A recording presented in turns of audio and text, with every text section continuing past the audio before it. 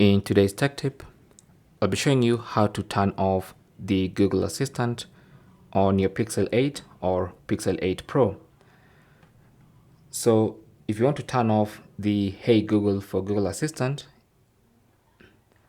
instead of turning off the entire Google Assistant, then that's a completely different video, which I'll link down below. But this one is to completely turn off the Google Assistant for both voice and also the one for pressing the side key like this. So what you want to do is swipe up to go to the main app screen and then look for this Google logo. Tap on it and then tap on the profile icon in the top right corner and select settings. On this settings page, go to Google Assistant, tap on that, and then you want to scroll down until you get to General. Tap on that, and then under General, you should see Google Assistant, and you can disable it from here. It's going to ask you if you're sure you want to turn off Google Assistant. Tap on Turn Off.